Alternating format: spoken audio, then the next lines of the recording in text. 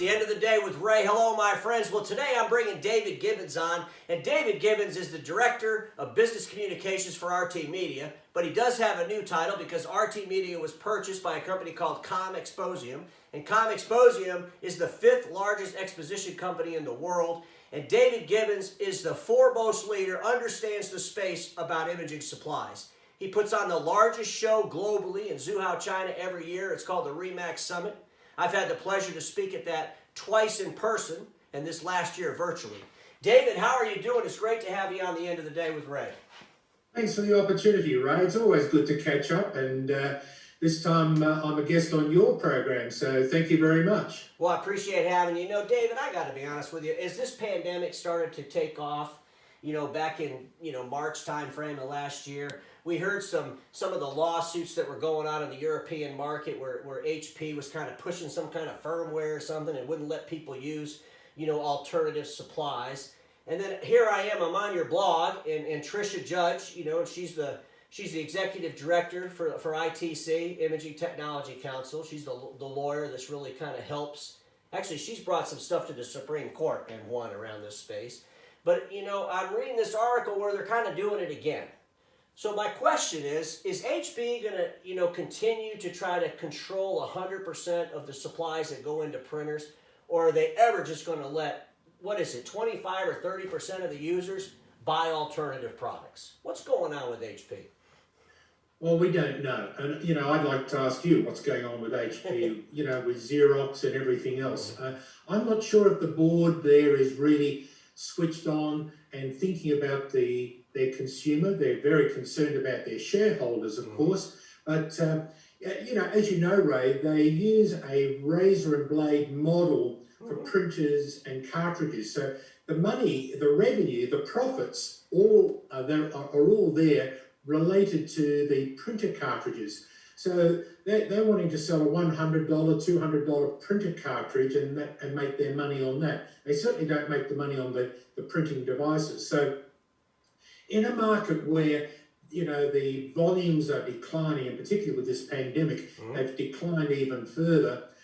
People are working from home, they're not using printers to the same extent in the office that they were.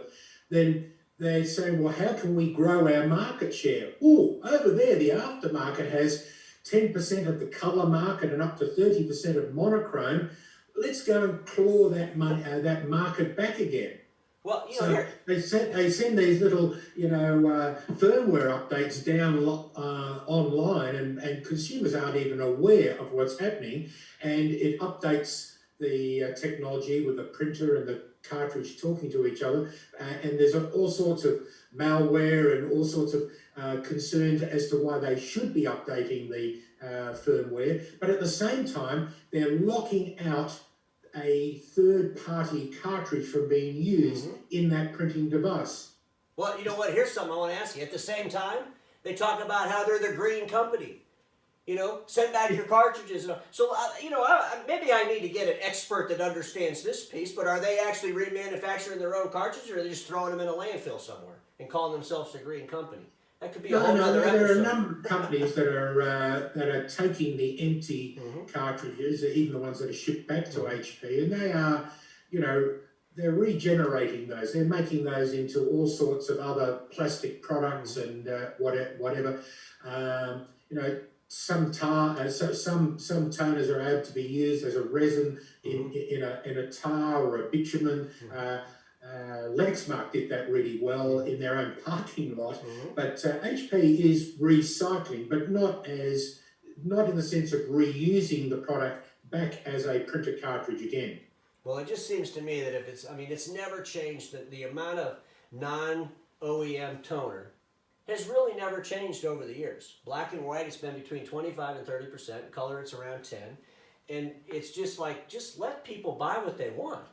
I can't imagine if I buy a Ford and I have to go to the Ford gas station, that's the only place I can get my fuel, I probably wouldn't be buying a damn Ford. And the other thing that's frustrating, if you're a consumer is, I don't hear of lawsuits against any other manufacturer by the consumer. I hear about sometimes where manufacturers are filing a lawsuit against maybe someone that's infringing on their patents, which, if you're infringing on patents, you should be sued. But you don't hear about end users suing Ricoh because they put, Kate and toner bottles in the copy machine. And, and I don't understand why HP doesn't just figure out that we got to live in this world, and how do you build a business model where you're constantly being sued? Is this going to be going on forever or what? Well, it's an interesting point, and the analogy that you use with the motor vehicle, if you buy a Ford motor vehicle, you have to go to Ford Gas to fill it up, and Ford Gas is typically 50% or maybe even more expensive than the other gas station across the road, which is an independent gas station. And the gas in the independent gas station across the road is guaranteed to be, work just as well.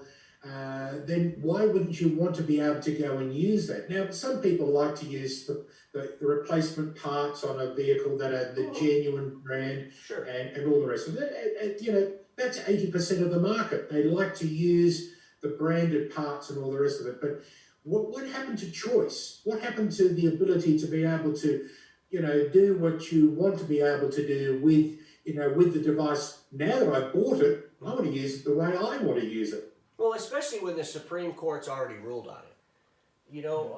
There's nothing wrong with these cartridges. They're not illegal cartridges. And it's just like, I think about my friends at Clover who, can help a dealer with print management by lowering some costs when they're taking over HP equipment. And, then you got HP running around, trying to put people in these crazy contracts. And it's just a warning sign. And I don't know if a lot of my friends at the Document Imaging channel pay attention to the RT Media publication.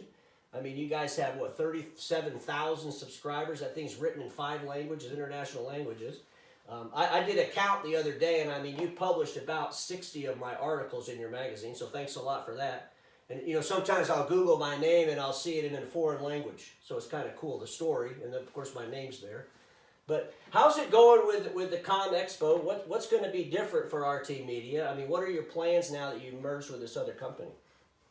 Well, ComExposium, Ray, is the 5th largest exhibition company in the world, and they have about 300 different shows. They don't call those shows ComExposium, that's the parent company. But these shows are all across the world, particularly in Europe, in Western Europe, but also in the USA, and they're expanding now into Asia. And they saw our show and said, well, this is something that we have to have.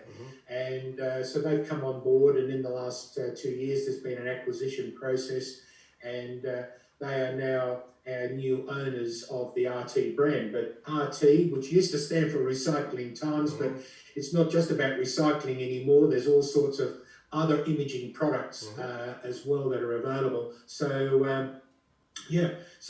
we've changed from Recycling Times to RT ImagingWorld. So it is all about that. So there's not going to be a whole lot of change. We're going to still run the biggest show for the imaging supplies and printers in the world, right here in Zhuhai in October each year. This last year, Ray, we only had a really small show. We only managed to get 5,000 domestic people on because we couldn't get all the international people that visit, like yourself. Although you were there, because we had you there virtually on the screen talking to people about the new disruptions that are ahead, and you seem to know what's going on there. Well, we love to disrupt people. Sometimes we got to disrupt thinking. I think we ought to get with ComExposium and see if we can't put on a show in the United States where we bring in all the manufacturers, so that these dealers don't have to go to all these individual meetings and have a conversation hijacked by the OEM. I think it's time that the dealers take back charge from the OEMs in a declining marketplace. Wouldn't it be great if you could walk over and you talk to the Konica folks, then you go over to the Ricoh folks, and you're in a better position of power. And that's kind of what I liked about the Zhuhai, summit. It's phenomenal. It's like 5 football fields big. You got everybody in there, just in the industry is at this event. You have every single supplier at this event, and those buyers have so many choices to align with what they want to deliver to the market instead of being, kind of crippled by 1 or 2 OEMs. So, but I wanted to bring you on because I want to make sure my friends in the imaging channel, those dealers, kind of know there's another place that they can read about the channel in a different way. We're not going to see, talking about lawsuits in some of the industry's magazines, that's for sure, around HP. But It is real. It seems like they're in these things every other month. And like I said, I don't know one other OEM that's being sued by the end users. Or the end users are suing the OEM about toner. Yeah, well, it happens occasionally. You know, Epson has had a case like that too, but it surrounds the fact that the consumer basically doesn't get what they expected at the point of sale, and the OEMs have to be very careful. And HP has been, you know, has taken all the limelight this year in that regard. They have been, in my words, despicable. In that, at a time of a pandemic, suddenly people's printers stop working, and they've got to leave their home to go and find a genuine cartridge to get that printer working again. And in the midst of lockdowns and all the rest of it, you can only imagine the anxiety and the stress that has placed on people. I've had people, Ray, countless scores of people contact me and say, "I'll never buy an HP printer again. Not after this. I'll go and get an Epson, or I'll go and get a Brother, or a whatever. I'll go and get a different printer, and so that I had choice again."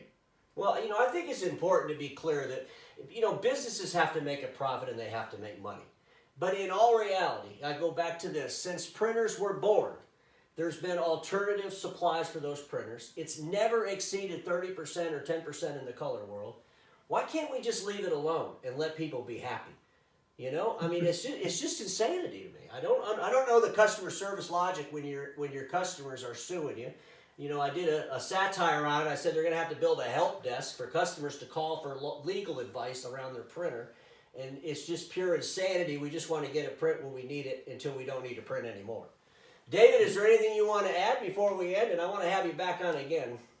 Yeah, well, it's, you know, I just want to wish you all the best for the year, Ray. It's going to be interesting to see what Xerox is up to this year. You know, they made a bid for HP last year, and that didn't work out, probably because of COVID-19. But I don't know if you're aware of it, but Xerox now are buying all their supplies from China through Nine Star, and able to fulfill their MPS contracts using alternative supplies. So I don't know how HP might be viewing that, but it's certainly you know, a big issue. But Xerox has said, well, we trust these supplies; they don't infringe. There is quality, and we're going to use these supplies in our MPS program. So it's going to be interesting, I think, to see the war, particularly between the OEMs, stepping up as they continue to fight each other for market share as well. Well, there has to be massive consolidation. I've done a few end of the day with Ray on it, so it'll be exciting to see how everything pans out. But one thing's for sure, David, it won't stay the way it is. And we all know this: status quo is the killer of all that'll be invented. Don't get stuck in status quo, and we'll see you all tomorrow.